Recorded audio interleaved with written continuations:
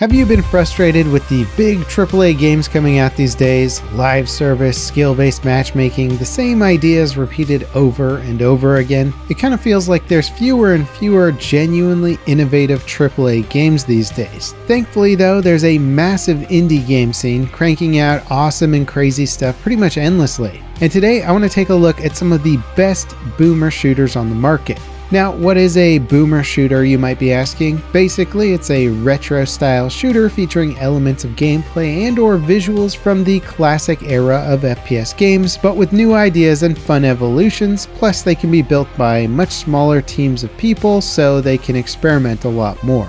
So let's kick things off with one of my recent favorites, Prodeus. In a lot of ways, Prodeus is kind of like the Doom 3 that we never got. It's brimming with style and retro vibes that are both incredibly modern looking and yet somehow still feel firmly rooted in the primitive geometric designs of older games. It's a lot like the early 90s FPS games where you have to collect keys to unlock doors and reach the exit while chewing through a slew of demonic enemies. It's fast-paced and gives you a wide arsenal of powerful guns to blast your enemies away with. Much like Doom Eternal, there's a chaotic violence to everything that you see and do in Prodeus, and the low FPS sprite animations may seem out of place or even distracting at first, but once you start playing, they kind of melt into the entire style of the game. Every gunshot vibrates your screen, enemies explode like high-pressured blood piñatas, movement is fast and tight with a big emphasis on using the level design to give you further control, and many of the enemies require some precision takedowns. It sounds pretty straightforward until your whole screen is awash with enemies and your gun model is drenched in their blood. The game offers a very well-rounded campaign that'll last you about 8 hours if you just plow right through it, but it also offers an incredible selection of custom levels and campaigns, as it comes with a built-in level editor that lets you create and publish your own content for other players to enjoy. The developers even hosted a map contest after Prodeus left early access and compiled the winners into an extremely diverse and fun campaign experience. And when it comes to boomer shooters, Prodeus is probably one of my favorites. It's the most boomer, the most shooter, and it comes with some excellent mods. While recording footage for this video, I found a campaign that's basically a horror game with incredibly limited ammo and lighting so dark that I had to squint in real life just to see where I was going. There's also this custom level that feels like a huge expansion of Duke Nukem 3D's first level, Hollywood Holocaust. There's just a lot of really fun stuff going on with Prodeus, and it's absolutely worth your time.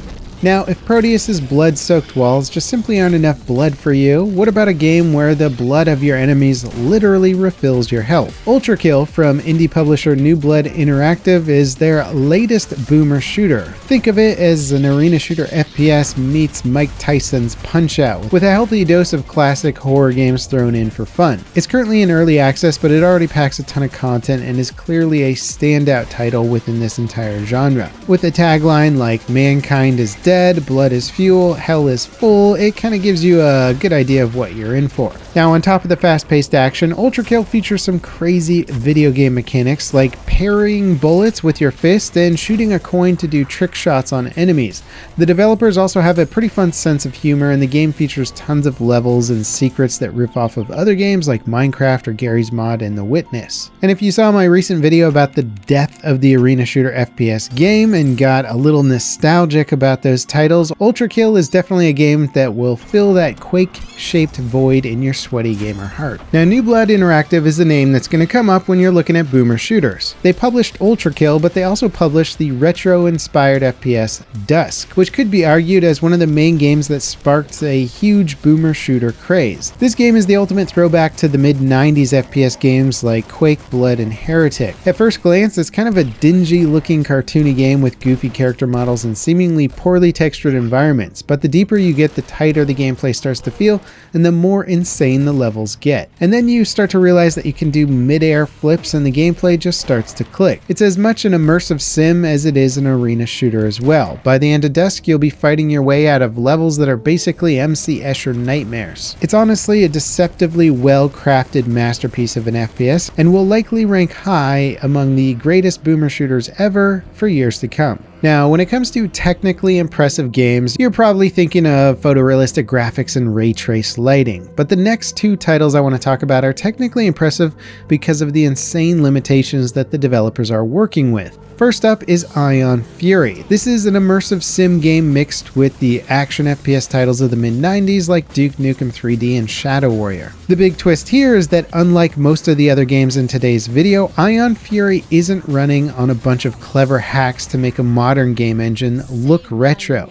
This game was actually made using the build engine. In fact, Ion Fury was the first game in 20 years to use the build engine for a commercial release. And despite the restraints that this forced on the developers, Ion Fury still brings beautiful evolutions to the genre. It's clearly a love letter to those old build engine games built from the ground up for boomer gamers and anyone who's looking to experience some of that classic gaming goodness. Now, the other game built on an old school engine is Selaco. Similar to Ion Fury, this is also an action-leaning immersive sim FPS, but it's more Deus Ex or System Shock than, say, Duke Nukem. It's also being made with the GZ Doom engine. The engine is kind of a fork of a source port of the original Doom engine. In other words, it's like a modernized version of the original Doom engine, and GZ Doom is incredibly popular with modders, and you'd be surprised by just how many new mods and games actually use it. But Selaco is really shaping up to be a cutting-edge title compared to many contemporary GZ Doom games. It features a ton of environmental destruction, intelligent enemy AI, interactive objects like rolling hospital beds that can be flipped over for cover, and it's all packaged in a gorgeous retro cyberpunk aesthetic. A lot of modern immersive sim games lean heavily on stealth mechanics, but Selaco is more of a tactical action experience. The demo is currently free on Steam, and a release date for the full game hasn't been announced yet, but looks like it's bound to be an incredible experience. Now, if you've ever heard the term Slav jank, congratulations, you've probably watched a Civi video. It pretty much means a game made by Eastern European developers in the mid-2000s where ambition and creativity were contained by shoestring budgets and probably poor work conditions. Some of the games in this genre, if you can even call it that, are considered cult classics or even masterpieces. They may be janky, but they're innovative, original, and unmistakably weird. So if you're looking for a more modern game that embodies the spirit of Slav jank, look no further than HROT, or HROT. Not really sure how you say the name. Like Dusk, HROT leans into the arena FPS feel while pulling inspiration from the early days of Doom clones. Each level seems to be built like an interconnected maze, and you'll spend most of your time bouncing through their rooms, lobbing grenades, and shotgun blasting your way through cartoonish yet creepy enemies. The goal is simple: find a series of keys to unlock doors that lead to the level's exit. Ammo and enemies seem to be placed with extreme care to ensure that you're always on your toes, and there's plenty of surprise monster closets and hilarious bosses, like a giant merry-go-round ape character that doesn't attack until you shoot it. The Slav jank of HROT is basically its core inspiration. It takes the wonky character animations, barren environments, and low-budget presentation typical of its style and reimagines them as core design elements. The enemies move in jarring and stilted animations. The levels are mostly geometric right angles and low-resolution textures, and the overall presentation of the game could be summarized as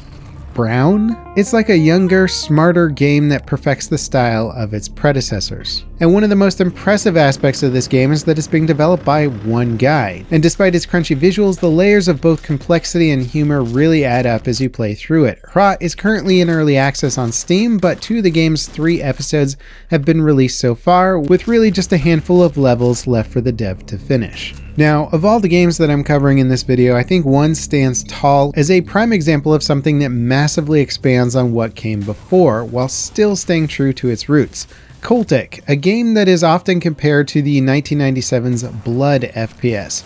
Both games feature throwable dynamite that you can use to dispatch groups of enemies. Both feature, you guessed it, cults, and both are expertly crafted FPS games with a wide variety of locations and weapons. But where Cultic really shines is its unique art style and incredible complexity. You don't just toss dynamite in Cultic, you can throw it and shoot it to blow it up, or light it then throw it, or hold a pistol in one hand and toss dynamite with the other hand, or combine the dynamite with a Molotov cocktail to make an even bigger explosion. And I'm pretty sure I'm not even scratching the surface of how all the Cultic weapons combine. What I do know is that the game is a fast-paced fever dream of non-stop horror and action FPS gameplay, laced with super slow-mo headshots and incredible level design. And beyond the gameplay, Cultic is also a story-driven experience that casts you as a disgraced detective trying to get to the bottom of a recent kidnapping and murder case. Your investigation led to you awaking in an open mass grave, and that's where the game starts, and the rest of the story unfolds in notes that you find scattered throughout each map. It's a masterclass in old-school storytelling packaged in a beautiful visual presentation that's really unlike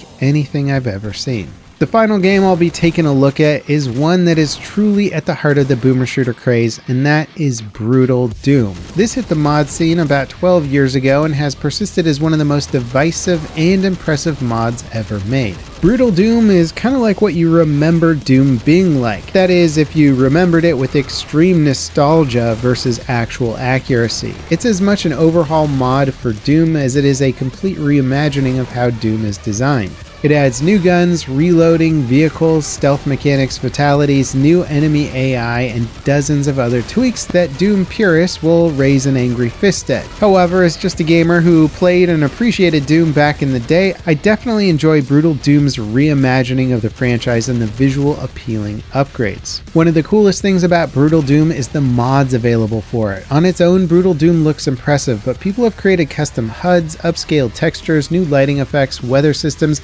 and much more over the years. The version that this gameplay is from was compiled by another YouTuber called Razor. It's basically a bunch of mods that they liked and took the time to carefully tweak for a good looking and playing experience. Unfortunately though, they only managed to do episode 1 of Doom's levels. It's kind of the ultimate over-the-top what-if experiment to see how far you can push Doom before it looks and plays nothing like the original game. And I imagine that a lot, if not most of the games in today's video were at least partially inspired by the visual evolutions that Brutal Doom showcased. Anyway, if you weren't aware of boomer shooters before this video, you definitely are now. What do you think of this weird retro craze? Is it for you? Are you playing boomer shooters? And if so, which ones? Let me know in the comments, and next check out this video dedicated to fantastic video games that ultimately failed.